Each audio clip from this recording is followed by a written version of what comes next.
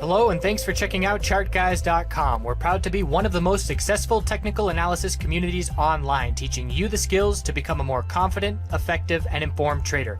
Join our community of hundreds of analysts worldwide working together to learn the charts, generate profit, and achieve financial independence. For access to daily live chart analysis and market coverage, a thriving chat community, along with dozens of hours of exclusive educational materials.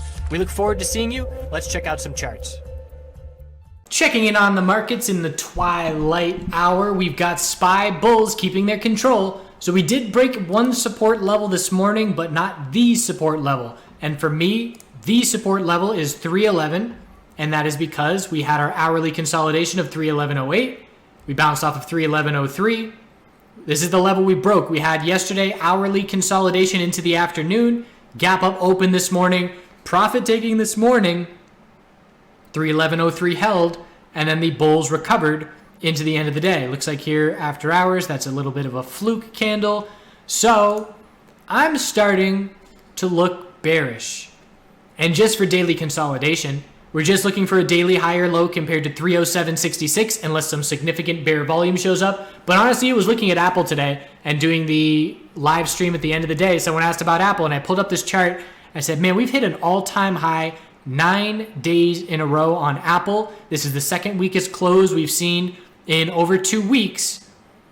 And I'm going to be looking for Apple to consolidate. I'm going to be looking for SPY to consolidate.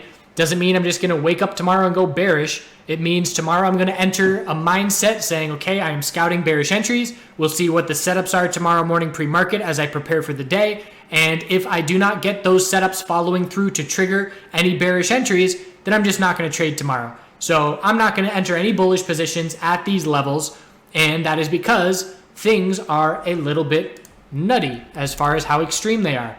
So again, I'm not looking for anything more than daily consolidation, and when we lose the daily uptrend, I'm not looking for anything more than a weekly higher low in these markets. But as far as short term, looking the next day or two, I am going to be scouting for some potential toppy action. IWM, we did break resistance, but we have a little bit more to go. 159.88, 160.17, 160.46. 3 little resistances that have to break. We did get a little higher low and higher high. Now it's up to the bulls to follow through with this weekly bull flag. If we do not confirm with a break of 160.46 and we drop down and lose support of 157.94, that's a red flag for the bulls. So 157.94 is now the most important level. And if this market is going to continue this move without daily consolidation, IWM and XLF are the names that have to break their recent highs to be the fuel for the bulls to do so. And let's look at XLF first.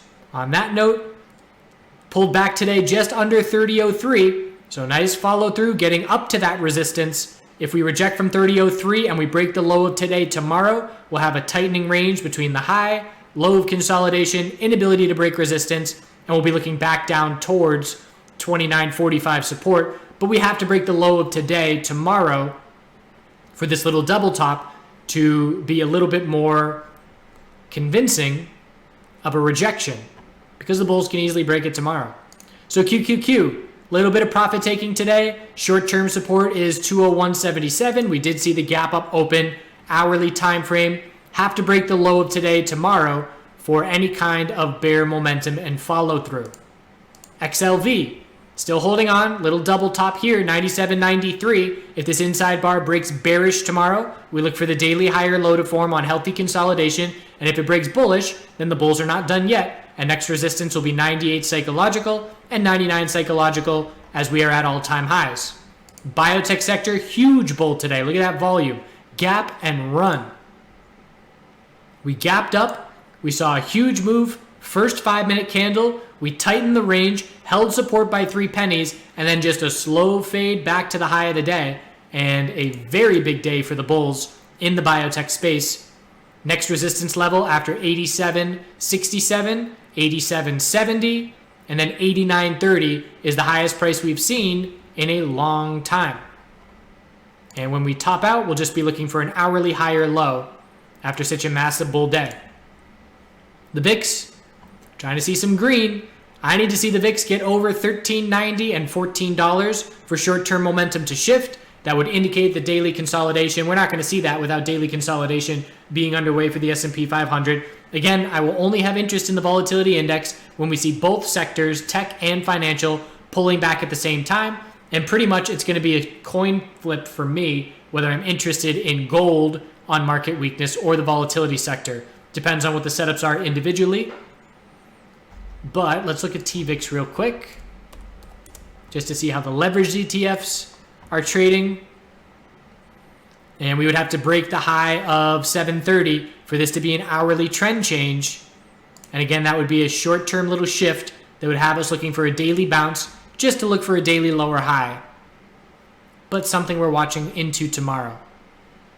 So again, it's the kind of thing we headed into the end of the day. There's no red flags that glare out to me in this market. It's just seeing, and it was just that fact, nine all-time high days in a row, and knowing that that is not sustainable. And going to be watching for short-term consolidation.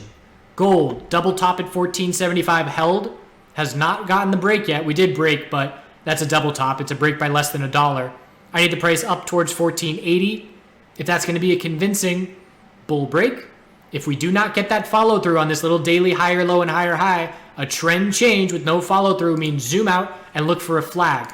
And right now that is a possible weekly bear flag if this move does not get more follow through. Hard to imagine what could happen right now that would lead to gold dumping. I guess an official signed US-China trade deal might do it. But other than that, we certainly know market strength is not going to do it if it has not done it at this point. Maybe if the dollar got a massive breakout. Something to keep in the back of our mind to know that that's the setup, but still giving the bulls a chance to break that double top. Silver already broke it. Silver is a much more convincing little daily higher low and higher high. So gold is hoping that it's going to follow silver's lead. And anything above 1672 is a daily higher low on silver. Dust, still keeping an eye on dust. And I'm going to condense this to the 2-day time frame to smooth it out. But we are still looking for a higher low here. We pretty much have a double top at 857. And now we're looking for a higher low compared to 677. So the bull miners have done a great job holding on the last few days, don't get me wrong. But keeping an eye out. If we do reject from gold's 1475 and start to pull back a bit more significantly, let's look at the 4-hour support. So if we reject from here and break this support of 1464, that's when we're looking at dust. And we'll just be looking for dust to bounce and set a daily lower high in the upper $7 range. Lots of moving pieces to be watching. Oil bear break, another reason I'm looking for weakness. This is a subconscious reason, I forgot about it. But we have been looking for a weekly lower high on oil for a few weeks at this point because we have the equilibrium set up after all the Iran volatility. High, low, lower high is set, and now we're going to be looking for a higher low sometime in the next couple of weeks compared to 5097 unless we get some massive bear volume to just head straight to a lower low. But I would expect a higher low to form compared to 5097. But losing the daily uptrend and taking out, look at these supports. We took out 1, 2, 3 supports all in today's candle very convincingly. And now we're watching where's the correlation to the overall market. Is oil a potential canary in the coal mine early indicator right now for some market consolidation? We will be watching for oil to bounce inventory report tomorrow at 10:30 a.m. If we were to stay this week and see a bearish reaction to the inventory report, that's when I look to play the bounce from that initial reaction. But I would be surprised if we do not see this hourly RSI cool off before pre-market tomorrow. Natural gas following through with the lower high on the daily as anticipated and the right shoulder forming and following through, breaking the neckline. 245 is support. Weekly consolidation is underway. Momentum has shifted back to bears, and anything under 266 is just a daily lower high. And that's that. We'll see what we get. I'm not going to fight the trend. If the bears don't give me a clear, low-risk setup tomorrow on whatever I choose to play, whether it's volatility sector or SPXS, then I just won't play it, and that's perfectly fine. But I'm watching for it. Let's see if Apple loses the pattern of a higher low every day. Let's see if it fails to break an all-time high for the first time in 9 days. And we'll check back in tomorrow. Have a good rest of your day. So transitioning to late fall here, we've got the cypress trees dropping most of their leaves.